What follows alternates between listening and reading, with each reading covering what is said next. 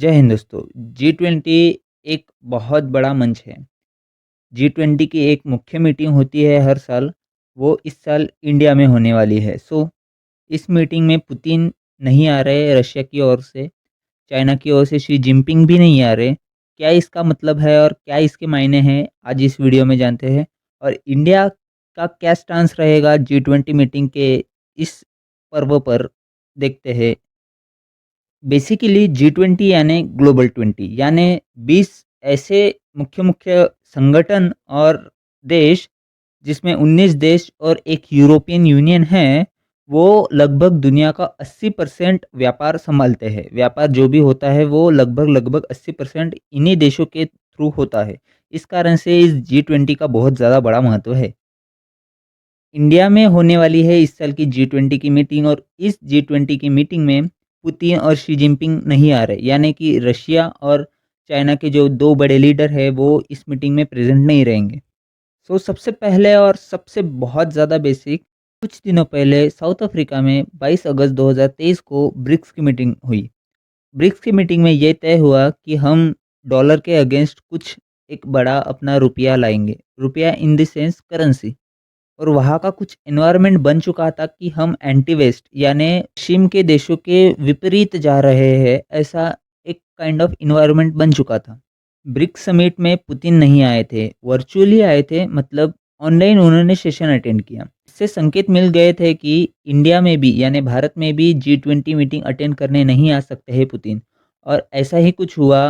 कुछ कारणों की वजह से रशिया के पुतिन यहाँ पे यानी इंडिया पे नहीं आ सके, और इस पे मोदी जी के साथ बात भी हुई उनकी। मगर चाइना के जो प्रेसिडेंट है शी जिनपिंग, वो तो आने चाहिए थे, मगर उन्होंने भी आने से मना कर दिया। इसका मतलब क्या है? और चाइना ने हाल फिलहाल में चाइना का एक नया नक्शा जाहिर किया है, और उनके अकॉर्डिंग यानी चाइना के अकॉर्डिंग अरुणाचल प्रदेश का कुछ हिस्सा, लद्दाख का कुछ हिस्सा, रशिया के कुछ पार्ट का हिस्सा, वियतनाम का कुछ हिस्सा, फिलीपींस का कुछ हिस्सा, ऐसे बहुत देशों के हिस्से उन्होंने इंक्लूड किए हैं। और इस पे इंडिया, वियतनाम, फिलीपींस, रशिया सभी के ओर से अपोज आया है चाइना को। बहुत से लोग कह रहे हैं कि इस नक्शे के इंसिडेंट से, मैप के इंसिडेंट से चाइना के प्रेसिडेंट जी20 मीटिंग अटेंड करने इंडिया नहीं आ रहे। ऐसा कुछ नहीं है, बिल्कुल कुछ नहीं है ऐसा। बल्कि बहुत बड़ा माइंडसेट है चाइनीज़ पीएम का इसके पीछे। क्योंकि हाल फिलहाल में इंडिया, रशिया और चाइना तीनों देश ब्रिक्स की एक बहुत बड़ी मीटिंग अटेंड करके आ रहे हैं, जैसे मैंने पहले बताया। और वो करेंसी निकालने की बात कर रहे हैं, एंटी वेस्ट यानी पाश्चिमात्य देशों के कंसेप्ट को विपरीत करने के लिए ये सब कर रहे हैं, ऐसा उनका एजेंडा है।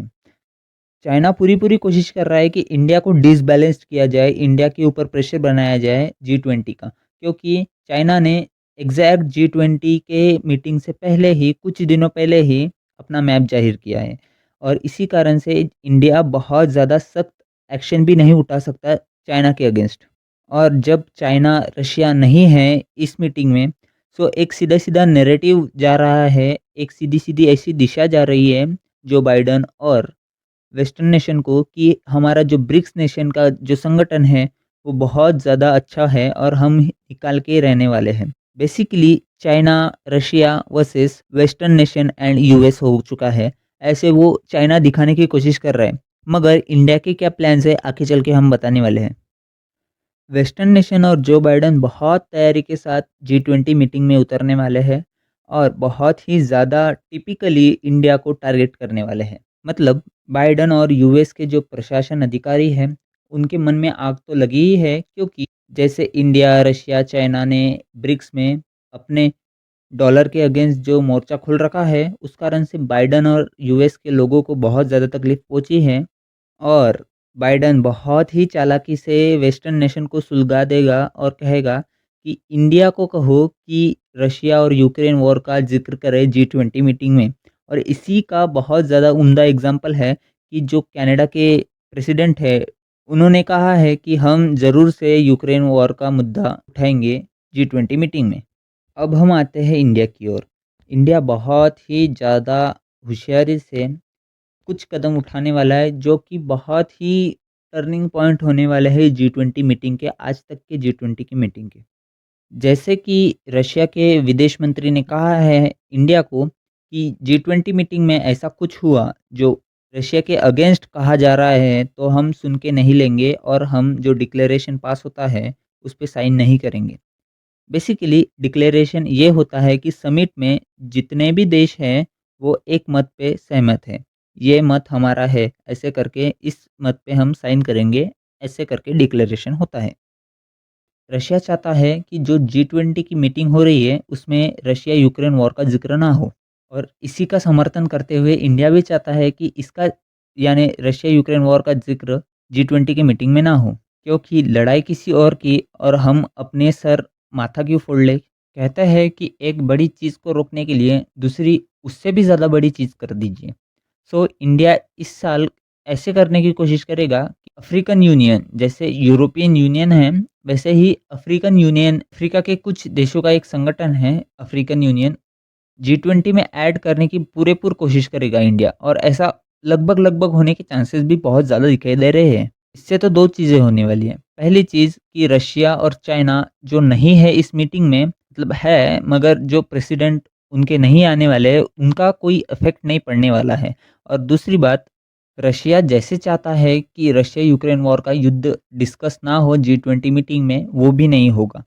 तीसरी और बहुत इम्पोर्टेंट बात कि जो चाइना मैसेज पहुंचाना चाहता है कि ब्रिक्स की करेंसी निकल रही है, यूएस पे प्रेशर बनाएँगे हम, ऐसे करेंगे, वैसे करेंगे।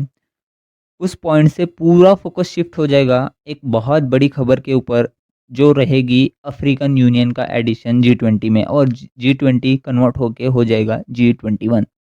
जैसे बालीपुत्र अंगद ने बड़े-बड़े राक्षसों के सामने अपना पैर जमा दिया था और कह दिया था कि दम है तो हिला के दिखाओ।